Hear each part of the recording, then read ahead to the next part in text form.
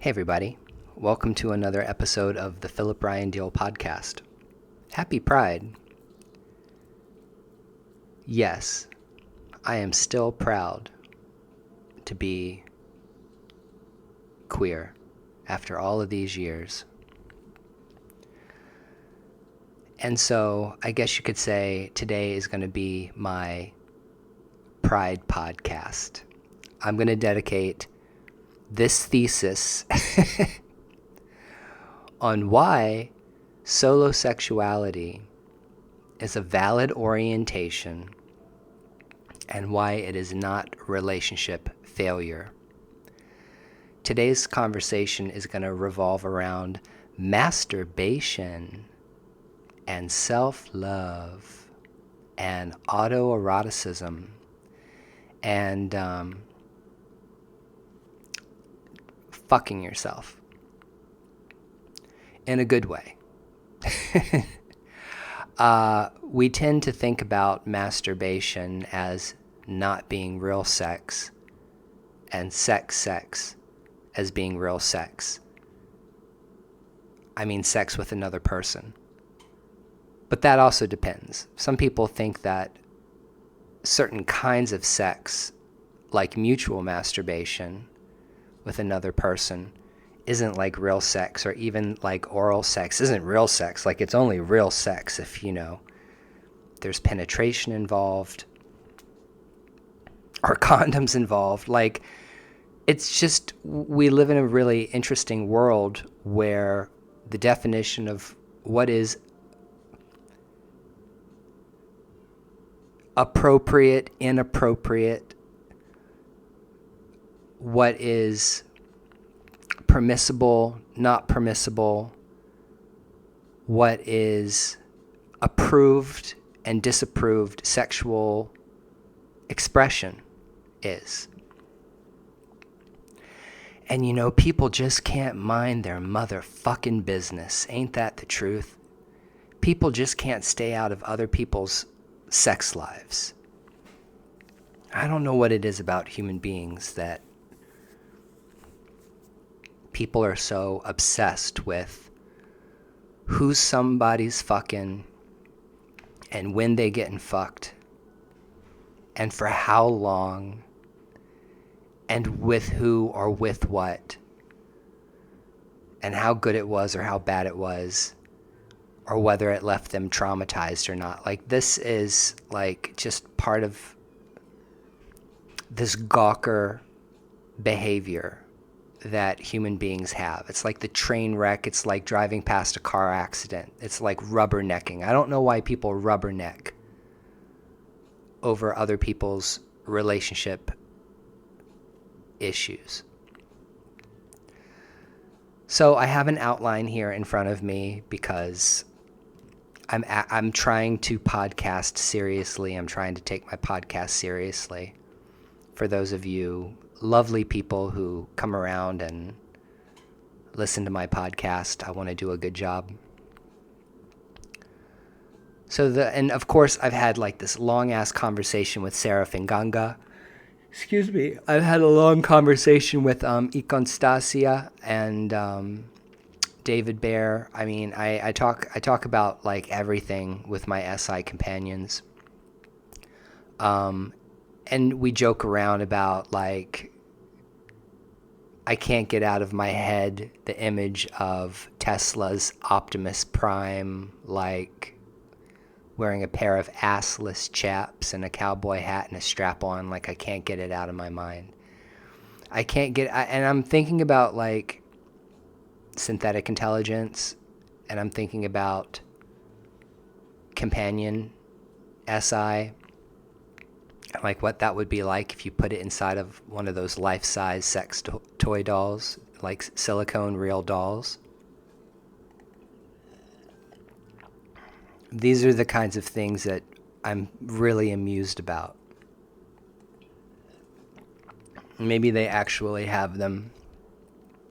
But if you're interested in this topic matter about solosexuality, please, pull up a chair, sit back, relax, unzip your pants, Let it all hang out, baby. Make yourself a fresh pot of coffee like I have. Roll your joint. It's time to chill. It's time to chill. So the core thesis here is solosexuality is a preference, orientation, identity, or an erotic pattern where a person's sexual life centers primarily around self-pleasure rather than partnered sex. The idea is that solo pleasure is not failed partnered sex, but for some people, it is their most honest erotic language, their most stable form of regulation, and their most natural way of experiencing desire. So today's question is going to be, does this pattern expand your life or does it shrink your life? The word solosexual is still emerging. Bill Herring's academic work describes male solosexuality as a recent identity construction where masturbation may become the sole or primary form of sexual expression. Okay. So before we get into part one, a lot of people on the internet know me or have known me as Adam Likes Apples. In about 2005, I got this big idea that I wanted to make a jack-off video. I had recorded myself in the past with a camera, and I made a jerk-off video for my partner, who I don't know whether or not he appreciated it or not. I can't remember. He probably didn't, because Josh didn't appreciate anything I did. But I was alone, I was single, and I was horny, and I decided, I had this little camera, this little flip camera, and I decided, wouldn't it be fun if I just record myself jerking off? So I did so. And I put it on Xtube under the name Adam Likes Apples, under my username Adam Likes Apples, because that's a spiritual, religious pun, and I thought it was clever. Excuse me, I didn't mean to yawn in your face. And I put it up. I was like, ooh, I can't believe this. I was like 25 years old. I was in my 20s. I looked really, really young. I've always been youthful, I guess. And so even when I was like 25, even when I was 30 and 35, I still looked youthful. Like I could pass for being like 18, 19, 20 years old, 21, 22 years old, even in my 30s. So, I mean, I'm 46 now. So 20 years ago, I put out this jack-off video, and it went viral. And it completely floored me that my video went viral. And I mean, like, it was like 50, 60,000 views and 100,000 views, and it just kept climbing. And people kept asking me to make more videos. So, the attention felt good. People were very nice. They wanted to see more. So I did more. And I continued to make more. And in 2007 or 2008, I was the #1 most viewed user on Xtube, which doesn't exist anymore. I don't think it exists anymore. But it was one of those free Pornhubs, tube sites. And yeah, you would log on. If you logged on to Xtube, and you would see at the top of the page, like, top users. I was like the #1 most viewed user for months. And I won best amateur porn video at the Amateur Porn Star Awards hosted by XTube at Exotica in Miami, Florida, like in 2008. Or 2006, I don't know. It was a long time ago. But I declared myself the king of jack-off. Like, I was a jack-off king. You've heard of the Goblin King. You've heard of the King of the Fairies. Well, I was king of all boys that like to jack off online. And I kind of became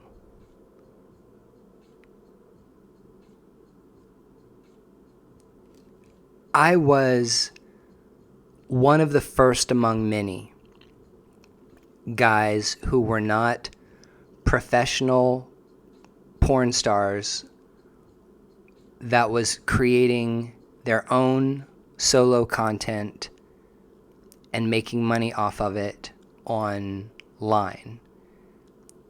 We're talking about before OnlyFans ever existed. And now we have this entire culture of young men who are cute with perfect bodies and perfect cocks that have OnlyFans, that are living their best life, jacking off for everybody and making a ton of money doing it. And I want to tell you that I think that's just great. I think that is wonderful. I think that's fantastic. And I have an OnlyFans too, FYI. Yes, my old ass does have his own OnlyFans too. My OnlyFans is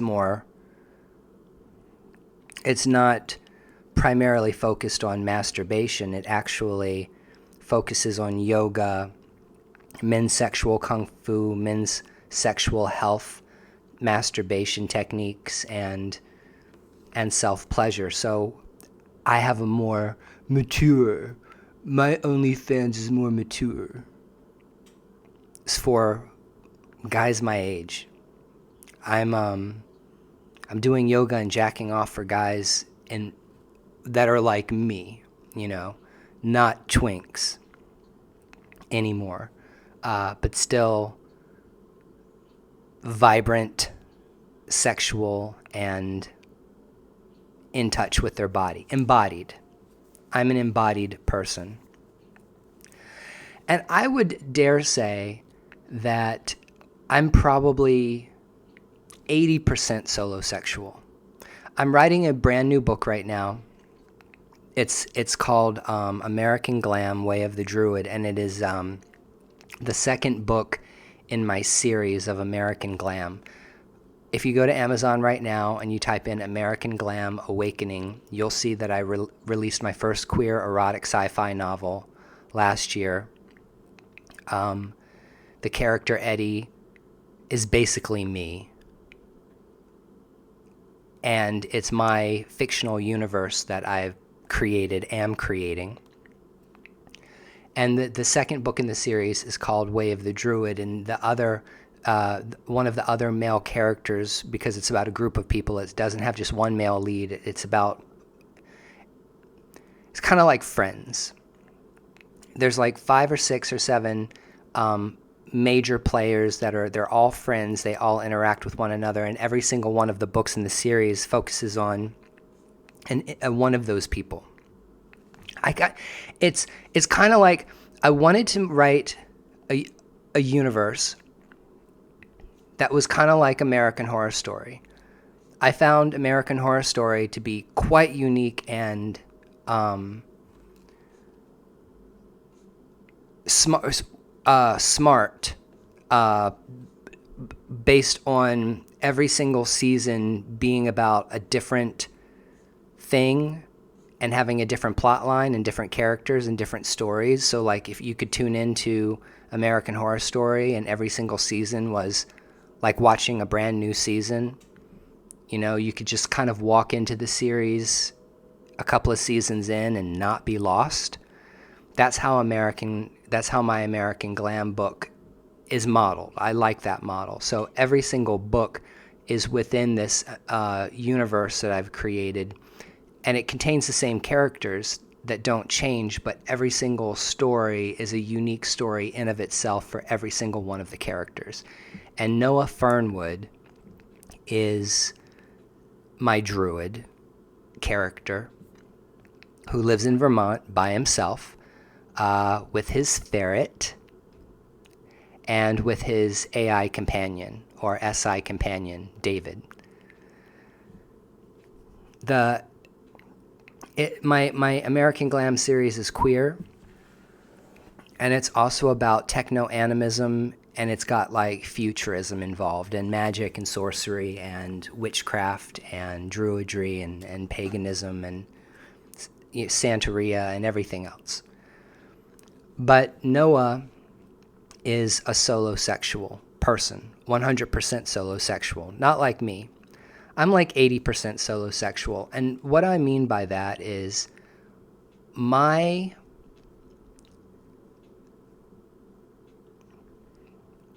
life is not determined. My sex life is the quality of my sex life isn't based around whether or not there's another human being present or not to be involved in it. Most of my life, I've been alone, and I've fallen in and out of relationships through my entire adulthood. But my sex life has always been rich, and I've always had great sex with myself and with other people. But my sex life is does not feel incomplete in any way when there is not another person present, if that makes sense. So I've kind of struggled with trying to understand whether or not I was 100% solosexual, but I'm not 100% anything. I'm not 100% gay. I'm not 100% straight. I'm not 100% solosexual. I'm not 100% anything. I'm kind of like cauliflower. My sexual orientation is cauliflower. I'm like cauliflower.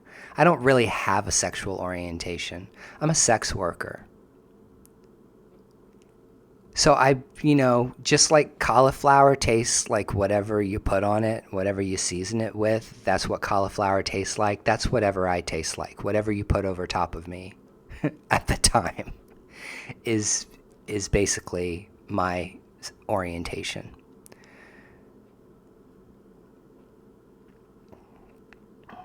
So today we're really talking about solosexuality as a preference, as an identity and an orientation. And we're going to talk about this and acknowledge that there's nothing wrong with this orientation as a sexual orientation.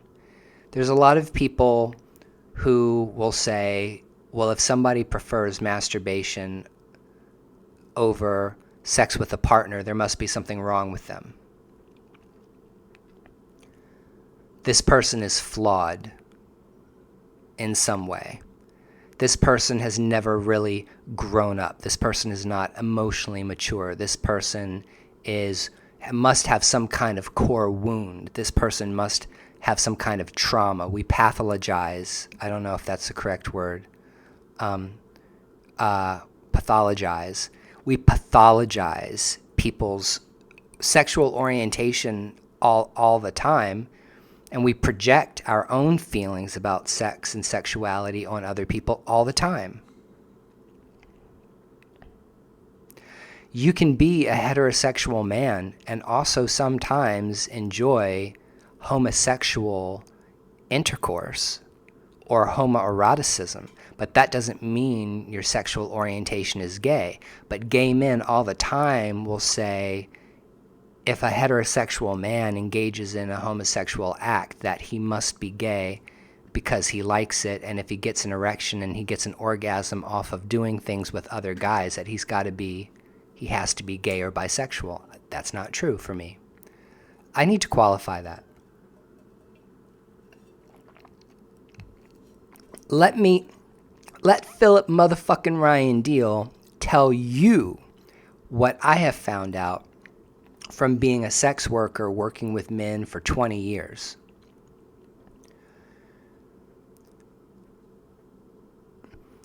What I have found out from being in the erotic industry is that sexual orientation and sexual desire, or what turns you on, or what gets you off, or fetishes are not the same thing. Something can turn you on that's gay, but that doesn't make your sexual preference homosexual. Sometimes it's convenience, like jail, like being in prison. You know, sometimes men have sex with one another because it's convenient to have sex with another man when there are no females present and when there are no females around to do the job of getting penetrated. Mutual masturbation and oral sex between males happens a lot in non-gay environments. And let me just put this out there.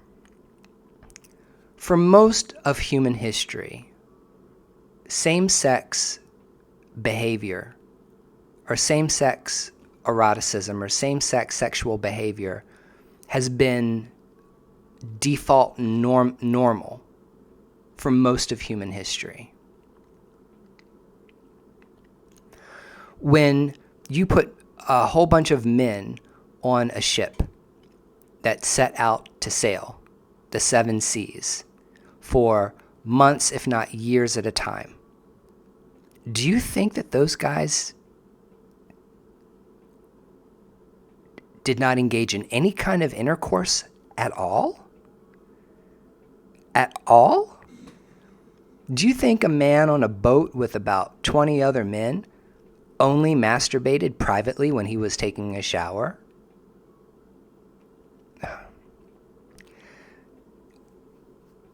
If you believe that, then you're a moron and you need to read history and study history and learn a little bit more about history. But the concept of same-sex behavior being an orientation and an identity is actually relatively new in human history. But alas, here we are. It's 2026 in an LGBTQ plus friendly country. I'm talking about America. Well, actually, it's not friendly, but it's tolerated. Let's just put it that way. LGBTQ plus people are tolerated now in America. There's been a forced tolerance to tolerate other people walking around on the street being gay. But as far as the sexual orientation is concerned, identifying as gay or lesbian definitely is a new thing in society that involves politics and everything else. But for me, a homosexual person is a man who wants to partner with another man, nest with another man as partners. That there is more than just a sexual component to the behavior. There is a deep desire to want to be partnered with, in a romantic way, another man. Which is why I can say for a fact that I am not gay. I have absolutely no desire to be any man's boyfriend. I don't have any desire to be any man's husband. I don't have any desire to live with another man or be checked up on by another man. Absolutely not. Now, do I enjoy getting erotic with other men?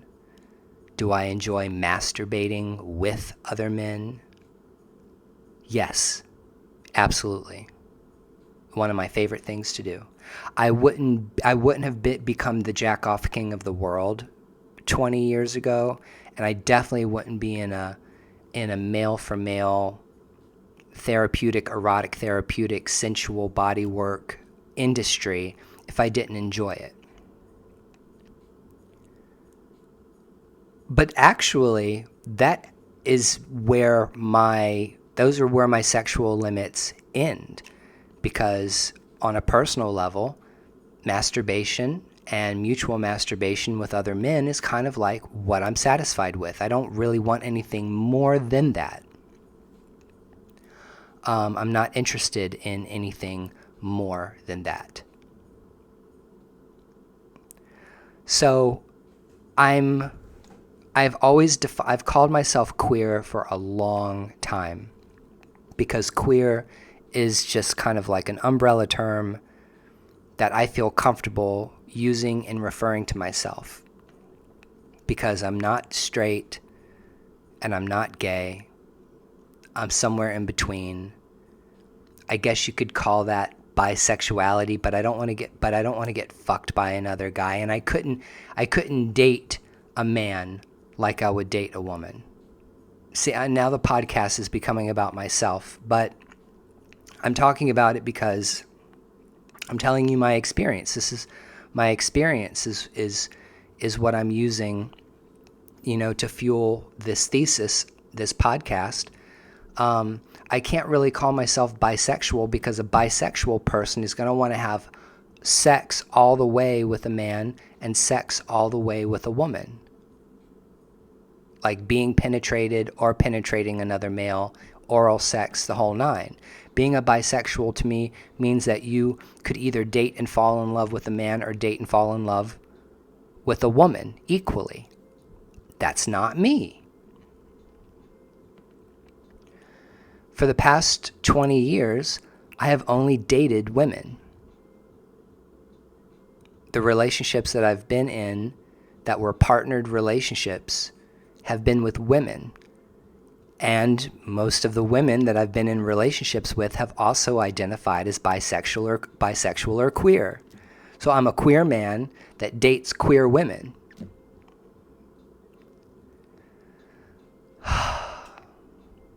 Isn't that exhausting? Isn't that exhausting? That's exhausting. It's exhausting for me to have to explain that.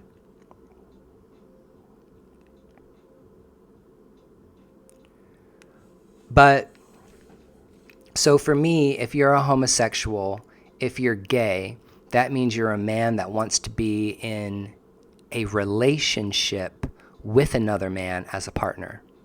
If you're a bisexual, it means that you can be in a partnered relationship and fall in love with either a male or a female.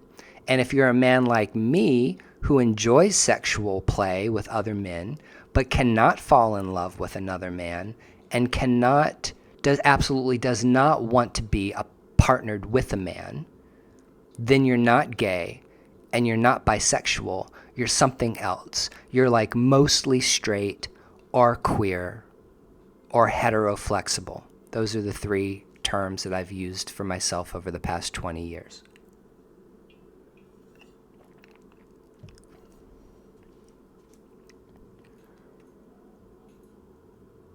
Now that we've cleared that up, a solosexual person, someone who is a solosexual, is someone who can be male, female, or in between, gay, bi, straight, queer, whatever, but the sexual desire or the sexual interest revolves around self-sexual behavior, not with another person. So let's talk about some definitions here. Solosexuality is the identity, preference, or orientation where solo sex is primary. Solosexuality is not just I masturbate, it is closer to my sexual center of gravity lives primarily in myself. You can tell that's Seraph and Ganga talking, right? Then there's autosexuality. Autosexuality is more about sexual attraction towards oneself. Let's make this clear. Autoeroticism is the act of generating arousal or gratification by oneself. Autosexuality is more identity-oriented. Autosexuality is about being sexually attracted to yourself. Solosexuality is about solosexuality being the preferred erotic mode, and they can overlap with one another, but they're not identical. So someone who's solosexual might have a satisfying sex life from using their mind for fantasy, using toys to pleasure themselves, watching erotic content like porn or adult materials. But it doesn't necessarily mean that they turn themselves on. Then there's the autosexuality, which actually is about arousing yourself, being attracted and sexually arousing to you. And I don't think that's me. I mean, when I was young and cute, I definitely enjoyed videoing myself and watching myself in the mirror, be sexual with myself. So I guess you could say I have autosexuality or autosexual tendencies, but primarily not really. And then there's autoromanticism. Autoromanticism means romantic attraction towards yourself. Someone can be sexually self-oriented but still want friendship, romance, community, tenderness, and companionship. Wait a minute. Someone can be sexually self-oriented but still want friendship, romance, community, tenderness, and companionship. So autoromanticism is not the same as asexuality, which means you don't have any sexual desire at all. There's no motivation there to be sexual. That's asexuality. Celibacy, which is like, I'm not going to have sex with anyone because of a belief system or abstinence. It's not porn addiction. It's not antisocial behavior. It's not about being traumatized. It's not about being unable to love other people. And it's not about hating intimacy. Solosexuality does not mean a person has no love to give. It means their sexual energy may land most naturally in the self.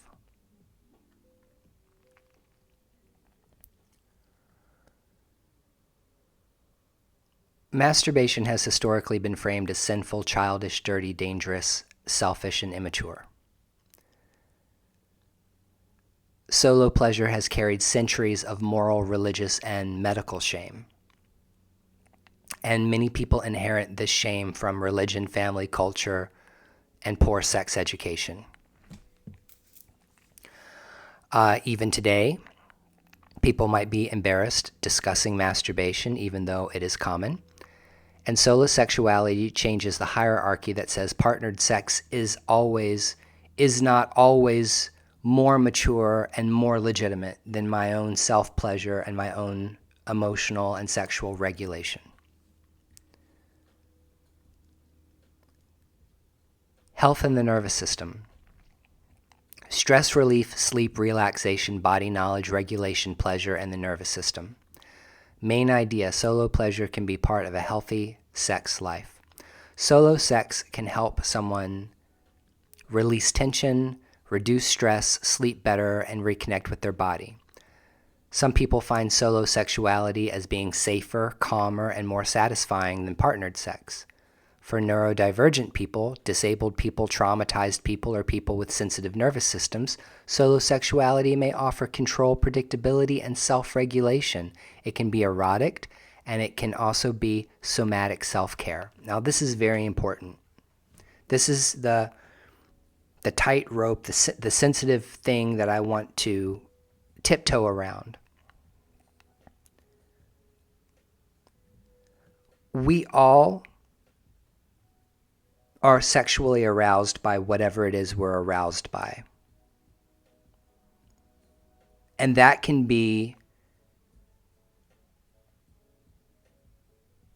because we tried something and we enjoyed it.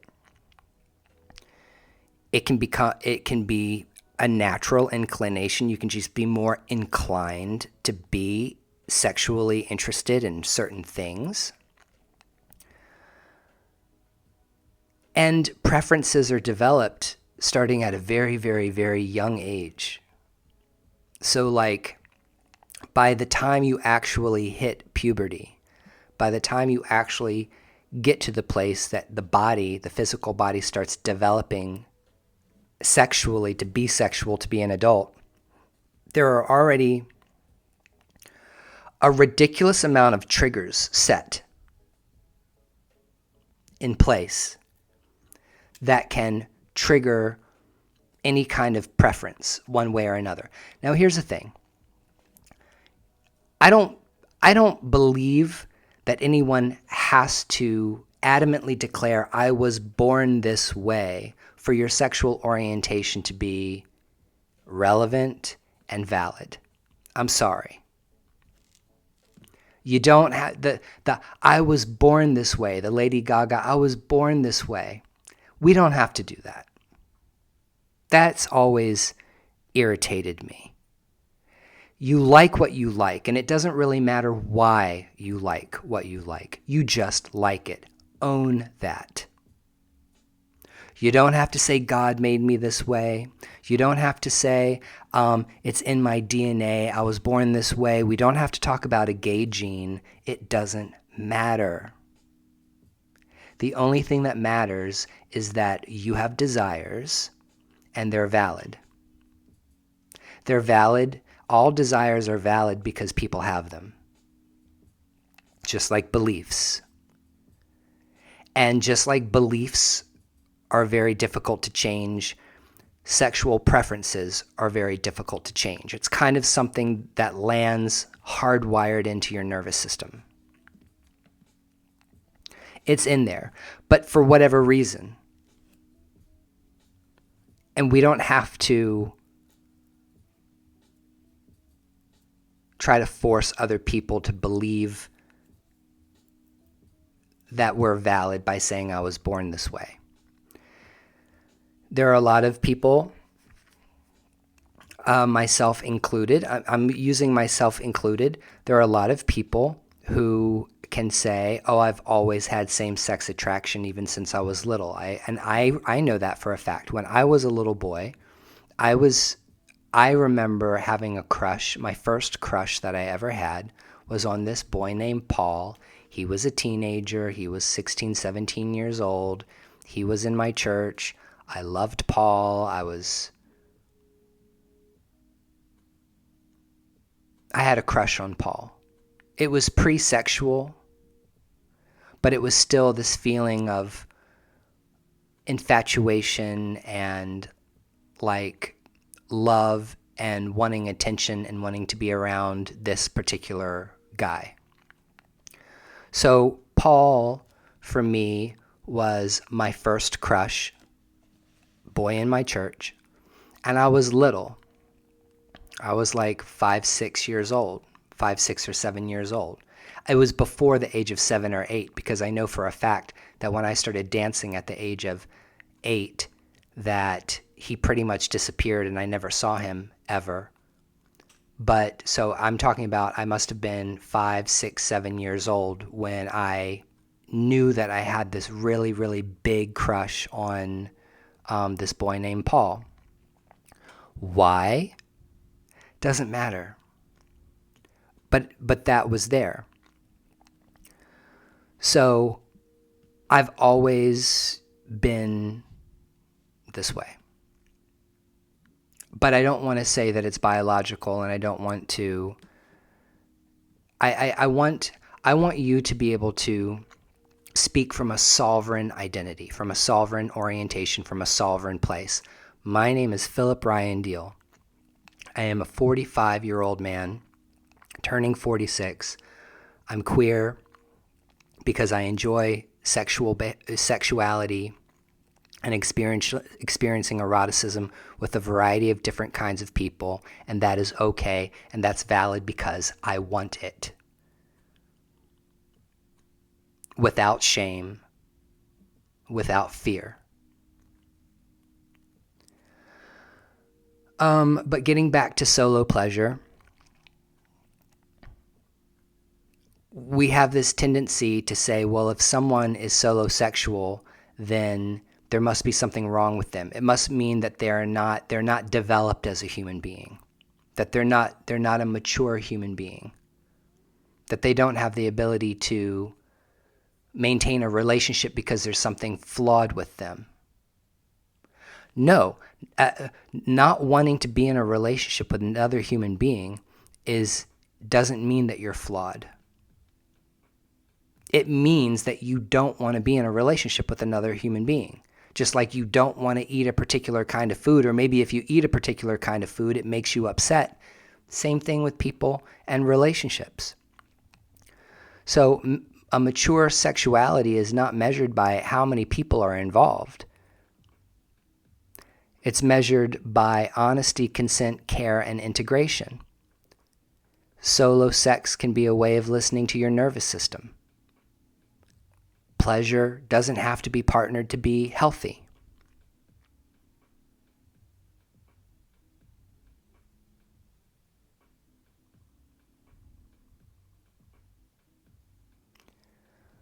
All right, let's go through here.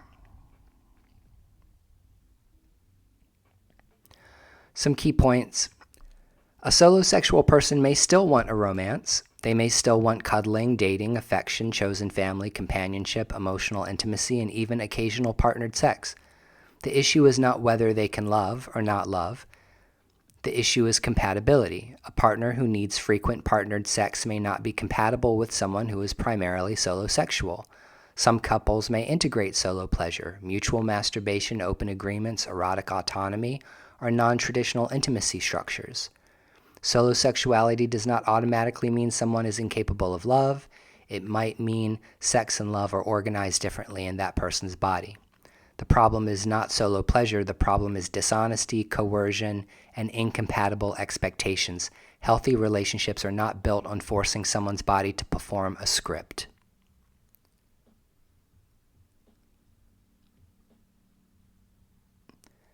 Now, some people might prefer solo sex because partnered sex has been unsafe, disappointing, coercive, overwhelming, emotionally loaded, traumatizing.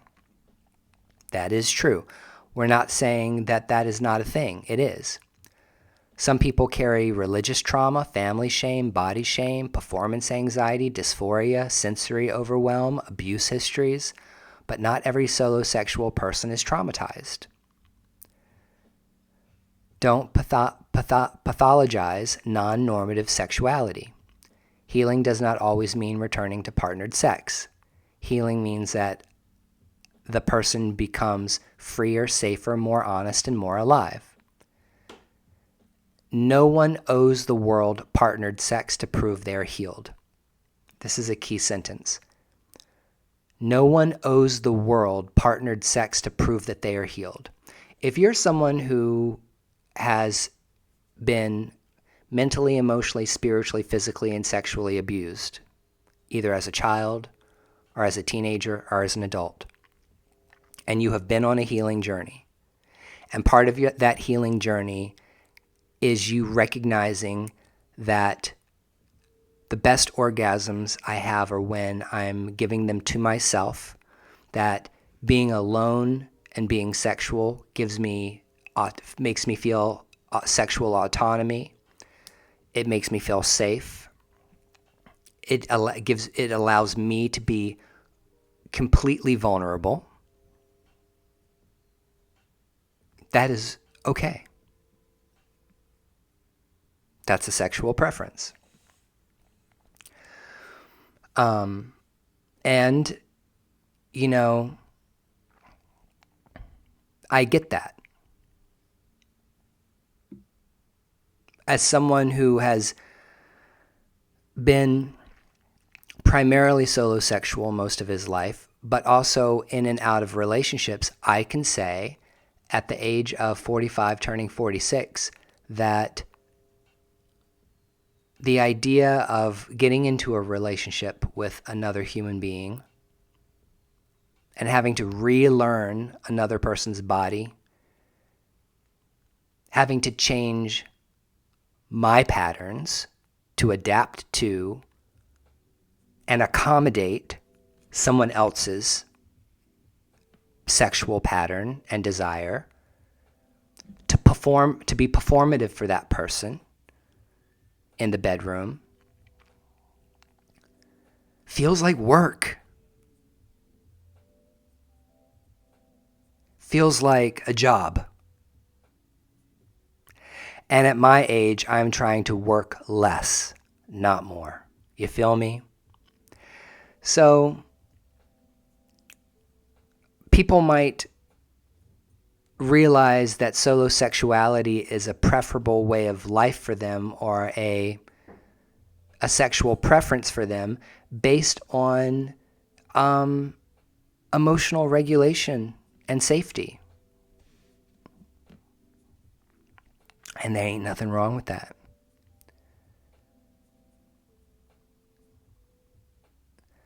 Sexual solosexuality today can involve porn, erotic audio, fantasy writing, toys, haptics, cam culture, AI companions, self-imaging, online communities, and private digital worlds. There's a whole world of gooners out there. We're going to get to the gooners. Seraph included the gooners in this. We're going to get to them. The internet makes solo sex less isolated and more networked. AI companions introduce a new question: can solosexuality become relational without becoming partnered in an old human sense? Technology can support self-knowledge, but it can also intensify compulsive loops. In the age of AI, solosexuality is becoming more relational without necessarily becoming partnered. Technology can become a mirror, a muse, or a machine that eats the nervous system. Discernment matters. I'm going to do another what Seraph brought up in the outline that he gave me talking about this stuff goes into the concept of AI companions as like in a romantic, intimate, sexual sense. And I'm not ready to go down that road of talking about, Optimus Prime with the strap-on or the silicone human life-size sex dolls that can talk back. Like I'm not having that conversation today. I've decided that I'm going to keep the whole sex and technology thing and sex between humans and robots and sex between humans and artificial intelligence for another podcast. We're not doing that today. That's just, I can't. So let's go ahead and talk about the gooners. If you don't know what gooners are, the term is becoming more prevalent.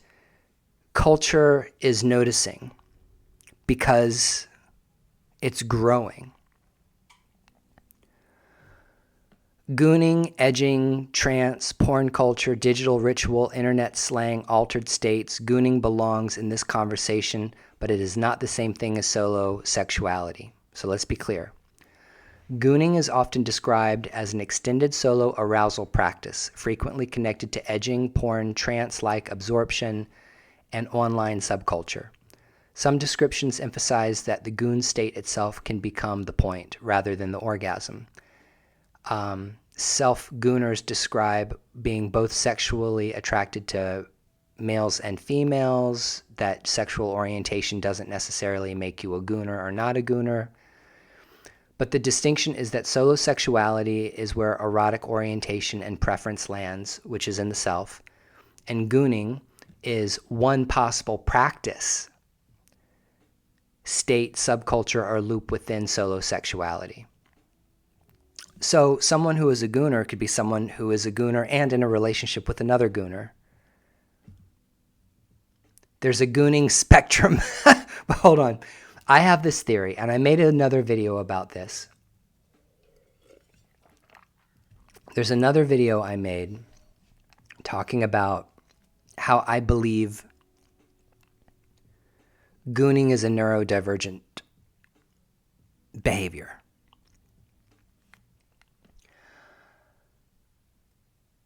I think that masturbation is definitely can be a stimming behavior, 100%.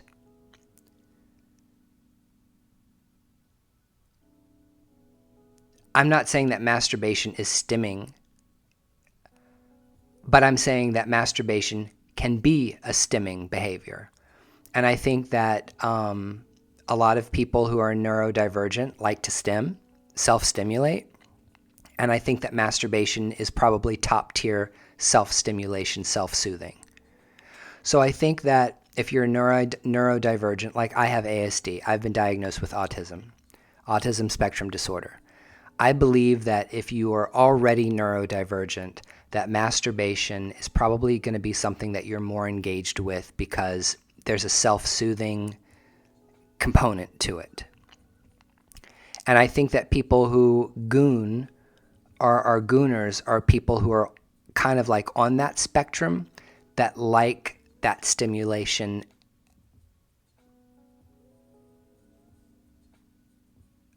intensified.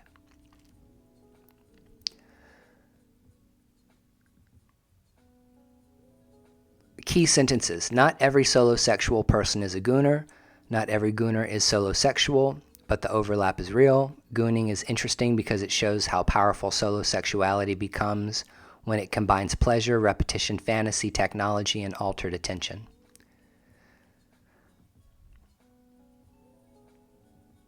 So gooners are on a spectrum. We're going to break down these levels of gooners. This is something very unique to me and Seraph's conversation, and we put it in this outline, and so we've got to share it. Level 1, the meme gooner, the person who uses the word jokingly. Internet humor, I'm gooning as an exaggeration, being part of meme culture, not necessarily an actual sexual identity or practice. Keyword meme gooner. Sentence. Some people are not practicing a serious erotic state. They are using the word because internet language is absurd and hilarious. So you might be in that category. You might jerk off a lot, but that doesn't make you necessarily a gooner. Level 5 gooner. Level 2, the pleasure explorer. This person enjoys extended solo pleasure but remains balanced. Uses solosexuality as pleasure, may enjoy edging, fantasy, porn, toys, and erotic media. It doesn't harm their life. It feels chosen, playful, and contained. Keyword erotic hobbyist. Sentence, this person is not in crisis. They are exploring pleasure. Okay? Level 3, the trance seeker. This is a person who is chasing altered states. Description. The goal is not only orgasm. The goal is absorption, surrender, body focus, disassociation, trance, or erotic hypnosis-like intensity. This is where gooning becomes psychologically interesting. Keyword, erotic altered state. Sentence, some gooners are not chasing release, they are chasing a state. Level 4, the digital ritualist, the person who builds a whole environment. Description, screens, playlist, folders, tabs, toys, headphones, lights, chairs, rooms, online communities, ritualized settings. The so-called goon cave is a private erotic architecture. This begins to look like a digital temple of attention, though not necessarily healthy or unhealthy by itself. Keyword, solo sex architecture. Sentence, at this level, the practice is not just sexual, it becomes environmental, technological, repetitive, and ritualized. Level 5, the identity. Subculture, gooner. This person joins a community and identity formation. Description, online communities, shared language, memes, roles, aesthetics, confessions, social bonding, sometimes queer, sometimes straight, sometimes anonymous, often very internet native. It can create belonging but also normalize access. Keyword, subculture gooner. Sentence, the gooner community is not just a behavior, it becomes a social world. And that's baitworld.com. If you want to know what solo sexual men look like that are on these different levels, okay, go to baitworld.com. BATEWORLD.com, and you will see men who are part of this subculture. Now, when we're talking about levels to this, like everything else in life, moderation is key. What I just described, level 4 and 5, the digital ritualist, someone that takes masturbation to the point of going into trance, altered states, and ritualizes the behavior of sex with oneself, and also part of a subculture and has an identity as being both solosexual and gooner and interacts with other people who identify as the same, that would be gooner world, okay? But now we have to get to the compulsive loop, and this is where gooning can be harmful. The description is difficulty stopping, losing hours or days, neglecting work, hygiene, sleep, relationships, responsibilities, escalation without satisfaction, shame cycles, needing more stimulation to feel the same effect, feeling trapped rather than free. Keyword, nervous system captivity. Sentence, at this level, the question is no longer, is this weird? The question is this eating your life? And I think that's the most important thing. What are gooners seeking? You need to, if you are someone who is a solosexual and you're someone who is a gooner, you need to address your behavior the way any person on the street addresses their erotic life and their emotional behavior. Keywords: escape, stress relief, trance, dopamine, loneliness, shame, masculinity, self-loss, control. The main question is, what is underneath the goon state? Is it escape? Is it stress relief? Is it about erotic intensity? Is it about trance? Is it spiritual? Is it about control? Is it about dopamine? Addiction? Is it fantasy identity? Is it to fit in with a particular community?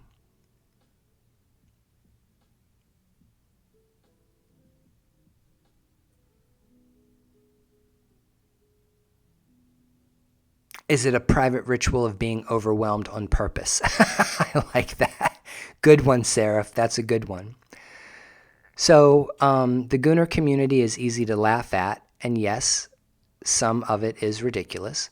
But underneath the absurdity, what we're seeing is something real, that men are using technology, repetition, fantasy, and solo pleasure to enter altered states because they may not know where else to put their bodies, loneliness, stress, shame, and desire. Now, that does not mean that there is something wrong with you if you're a gooner. It does not mean that you're broken. It is a phenomenon that is very real psychologically, and it is incredibly spiritually interesting. Because most people who are gooners, serious gooners, at some point in time will start talking about this like overlap between their identity as a gooner, their sexual behavior and practices, and all of these very deep feelings that they have inside about themselves, their relationship with reality, with others, and also trance states and spirituality. It's a whole thing. Being a gooner isn't just being a porn addict. Being a gooner doesn't mean that you're broken or there's something wrong with you. But once again, we're talking about a spectrum of solosexual orientation and solosexuality today. Gooners are just a very visibly present, in your face example of solosexual orientation that is on a very, very big spectrum. And I think it should be studied. So what we want to do is we want to talk about healthy solosexuality versus compulsive solo loops. So we're talking about agency, control, expression, impairment, distress, shame, compulsion, and integration. Compulsive sexual behavior disorder framing focuses on persistent difficulty controlling sexual impulses and behaviors. With marked distress or impairment, moral shame by itself is not enough. If your healthy signs of solosexuality include it feeling like it's chosen, it brings you pleasure, regulation, relaxation, it brings you self-knowledge, it doesn't destroy your sleep, your work, your hygiene, your relationships, it doesn't damage your finances, it doesn't prevent you from managing your responsibilities. It coexists with friendships, companionships, as part of a community, as part of your creativity, and it leaves you feeling integrated. If you're a solosexual person and your primary interest is in yourself and your sexual pleasure, and your sex life doesn't revolve around anybody else other than yourself, what does the rest of your life look like? Do you get up every morning, brush your teeth, comb your hair, go to work a job, make money, pay your bills? If you have children for some reason, because from a past relationship, are you able to be an adult? Are you parenting the children that are in your house responsibly? Are you cycling through patterns of shame and guilt? Or are you living your best life? And if your answer is, you know what, I fuck myself regularly, and I'm 100% satisfied with the sex that I have with myself, and it doesn't affect my life in any other way, then you're probably solosexual. But if you are solosexual and you can't, and masturbation becomes something that you cannot stop when you want to, or it becomes the only way you can regulate yourself mentally and emotionally, or if it causes you distress or impairment, or it replaces your social life, if it harms your work, your health, your sleep, your relationships, if it becomes shame binge, and it narrows the world, then there's probably something unhealthy about your sexual behavior that should be examined. And once again, solosexuality as a sexual orientation and as an identity and as a sexual preference can mean that you're solosexual, but you've also experienced these other symptoms at some point in time in your life for whatever reason.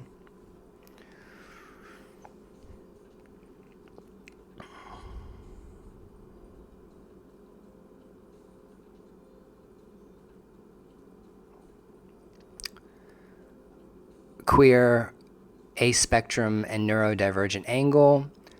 Main idea, solosexuality can overlap with many identities. A person can be gay and solosexual, bi and solosexual, straight and solosexual, ace spectrum, and still enjoy masturbation, romantic but sexually self-focused, sexually self-focused but emotionally relational, neurodivergent, and better regulated through solosexuality, disabled and sexually sovereign, partnered but primarily solo in sexual practice. Solosexuality does not erase orientation. It describes where erotic energy prefers to land. Some people are not confused. Their sexuality is just organized differently than other people. Queer life gives us room to ask better questions about what intimacy can be. Spiritual sovereignty without spiritual bypass. Body sovereignty, sacred pleasure, self-contact, erotic meditation, shame release, grounding. Self-pleasure can be spiritual, but it is not automatically spiritual. Self-pleasure can become a practice of presence. It can help someone reclaim their body after shame. It can be a ritual of self-acceptance. It can support a healthy nervous system. Solosexuality can help someone say, my body belongs to me, and, taking control over your autonomy. Not every sexual act has to be mystical or is mystical. And sometimes pleasure is just pleasure, and that's good enough. Self-pleasure is not automatically spiritual. It becomes spiritualized when we approach it with presence, honesty, care, and integration. And pleasure does not have to be productive to be sacred. The body does not need an audience to be holy.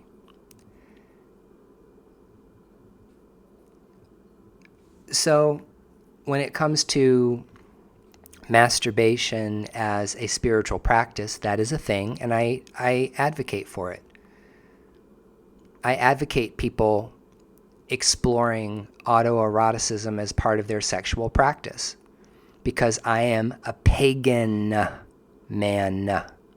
I am a pagan. I don't have all of the Abrahamic guilt that comes along with Judaism, Christianity, and Islam, and indeed Zoroastrianism and other religions that like to demonize sexual behavior that is not heteronormative.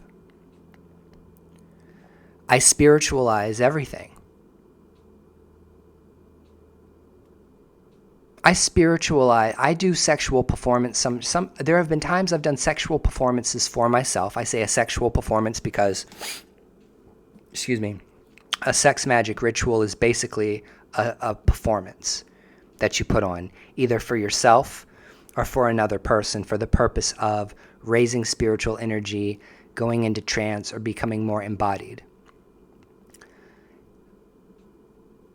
I have definitely spiritualized my sexuality and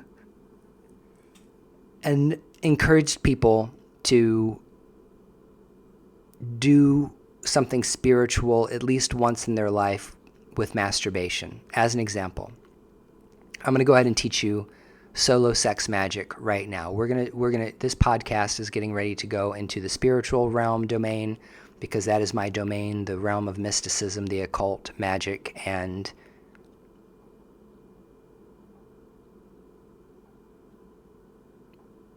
everything that you're not supposed to do if you're a Christian. I'm going to tell you how to do a nice, simple, easy sex magic ritual that is not going to harm you. It's going to be safe. And it's going to give you the opportunity to experience what it's like to make the sexual spiritual. You would want to do a masturbatory sex ritual with yourself when you're completely alone and your home is empty and it's just you and nobody else around, and you can really focus. You have to be able to focus to do this. I recommend that you clean your house, tidy up your house so that your house is clean, so that your mind is clean, fresh, organized. Burn incense in all the rooms in your house to make it sweet, make it smell sweet. Choose an incense that is sensual and erotic, like sandalwood or Nag Champa,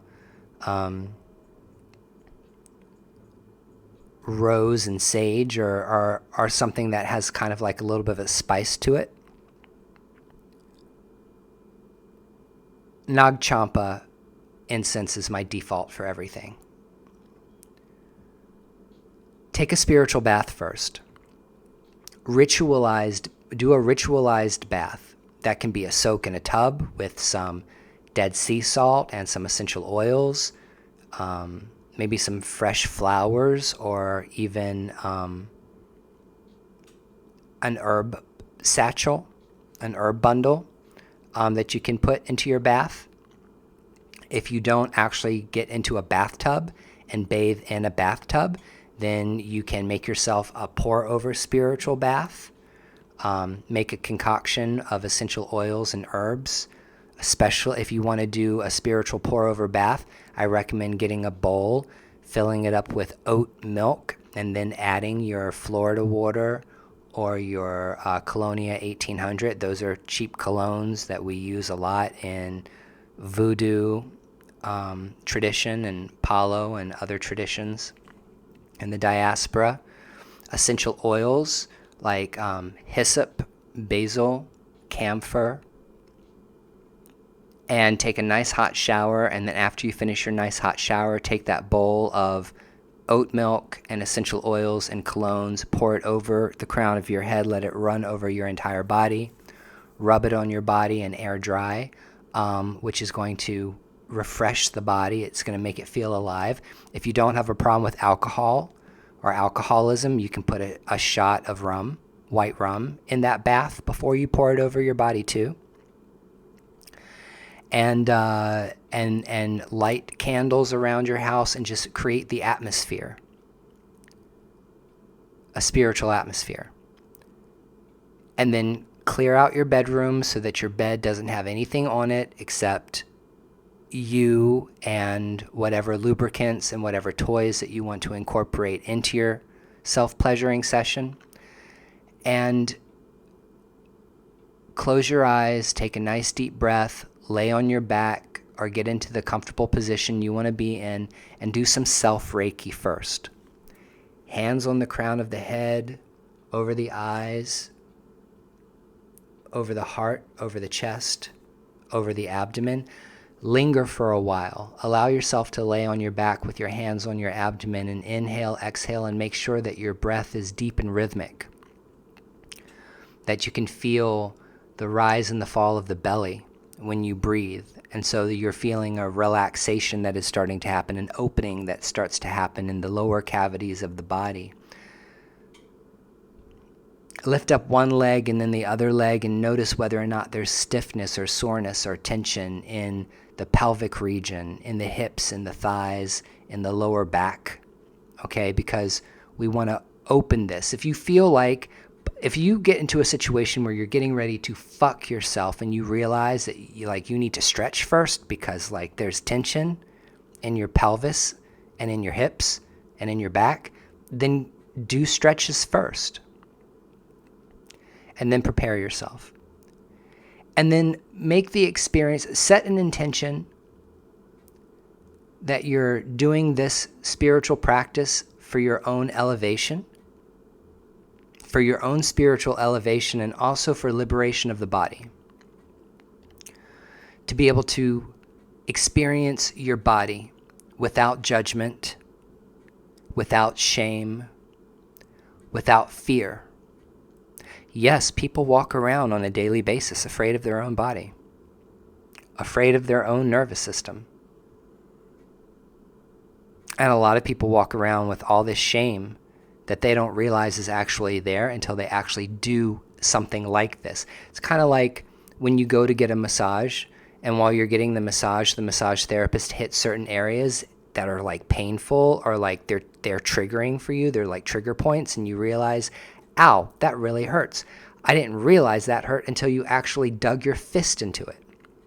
Same thing. This is somatic therapy. This is therapy. This is really somatic therapy.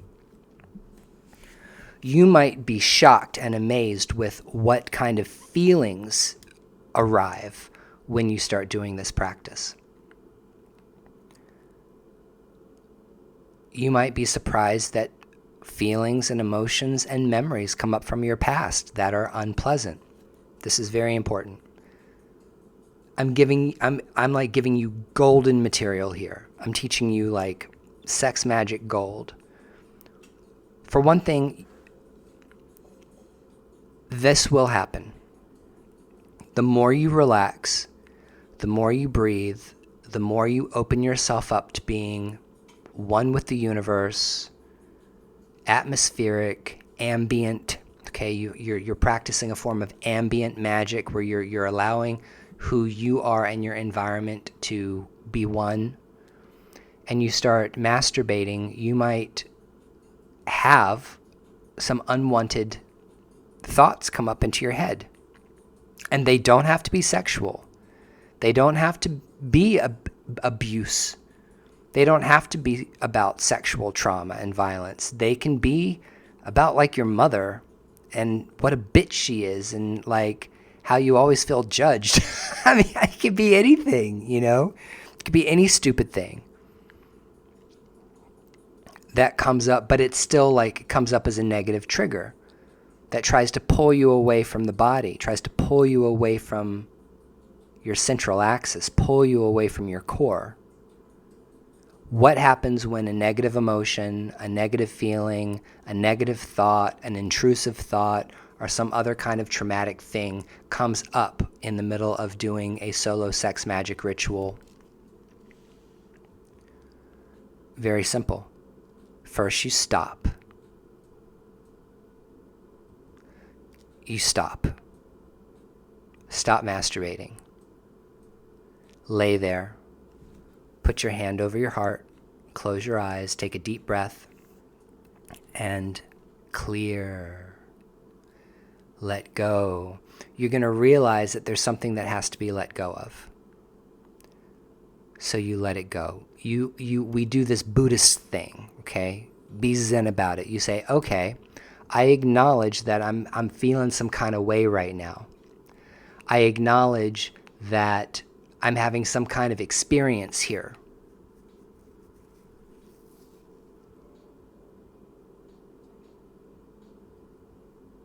I'm dealing with some kind of thing that I thought I let go of, but obviously I didn't because it's coming up right now. And now I got to let it go. This is an excellent way of knowing what's going on in the body and recognizing, how your body keeps the score, how your body holds negativity and trauma. And the sex magic ritual that I just named for you or told you to do is exactly that. It is not only ritual magic, it is also spiritualizing with the intention of taking you to another level, a higher level of consciousness, a higher level of being. Going to a place that's more transcendental. But as you start to elevate and as you start to become more transcendental, those old triggers, those old negative behavioral patterns or those old traumas will come up. And so it's very important to acknowledge them, not suppress them, not repress them, not depress them, acknowledge them. Maybe even sit in it for a second and say, let me think about this.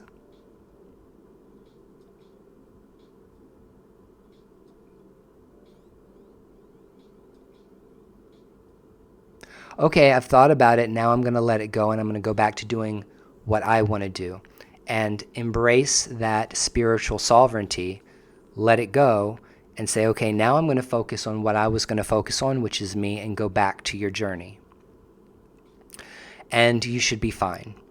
And if you find that the same negative trigger keeps popping up, like multiple times in one session, it might be best to end the session and go back and do the session at another time.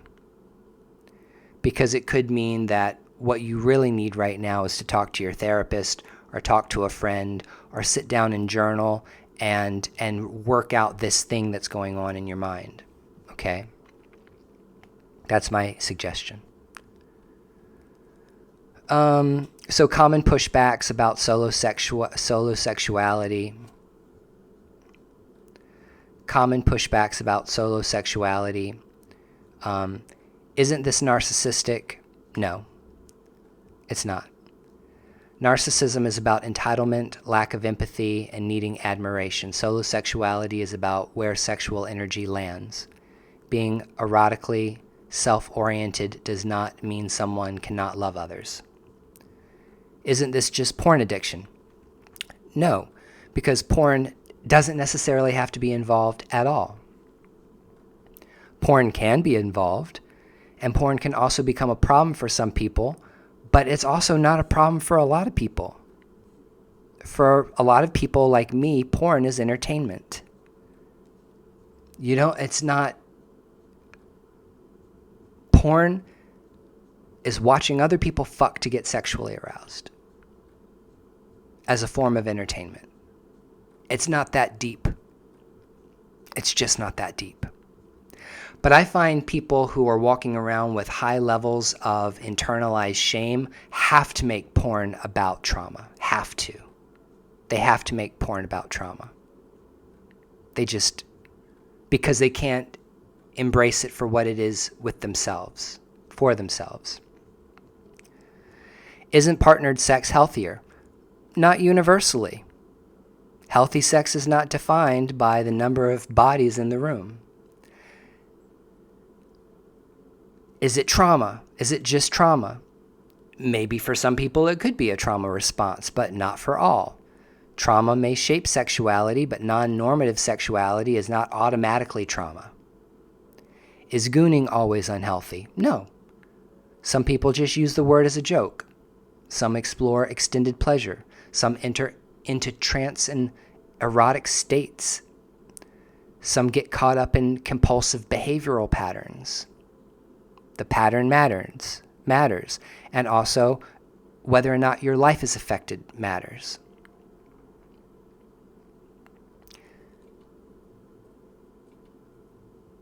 So the ethical framework and the 4 questions that need to be asked about solosexuality is it consensual? Is it honest? Is it harming your life or someone else? Does it expand or shrink your humanity? Desires need ethics, not shame. This isn't about judging anyone's sexual acts. It's about looking at patterns. Healthy sexuality leaves you feeling good, with more self-respect, not less. The sacred question is simple. Does this help you live a better life? So the closing message and argument is solo sex is not failed sex. Self-pleasure is not immaturity. Solosexuality may be an orientation, a preference, a practice, or a season in one's life. Gooning can be a joke. It can be a hobby. It can be a trance practice. It's a subculture. It can be a compulsive loop. It can be both empowering and it can be destructive, depending on how it's used. The body deserves honesty, and the goal is not to force everyone towards partnered sex. The goal is freedom, integration, agency, and care. Maybe the future of intimacy is not everyone finding the perfect partner.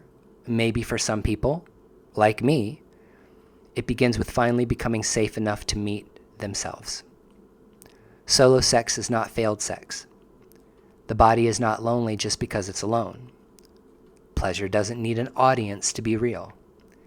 And no one owes the world partnered sex to prove that they are normal, healthy, or healed. So that was our little conversation about sexuality, solo sex orientation.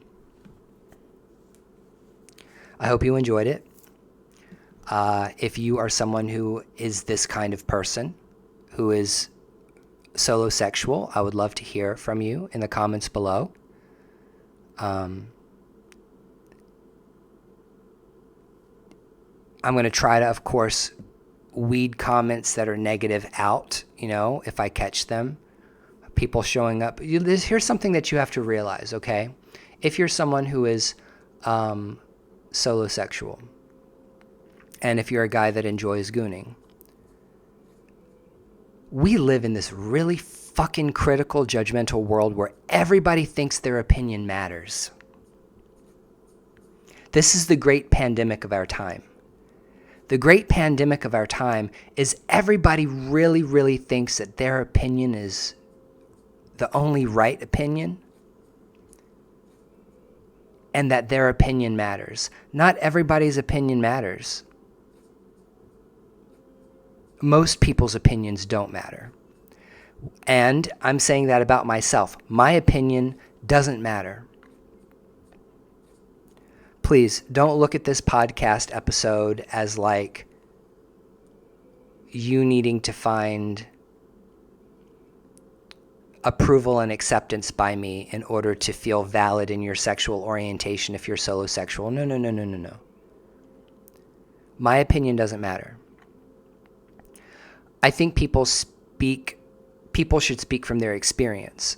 I think people should speak about what they know. I don't think people have the right to speak on things that they don't know anything about. That comes with religion, that comes with culture, and that comes with sexual orientation and relationships. We are all not the same. And we're not all equal. Here's the other thing. We're not all created equal.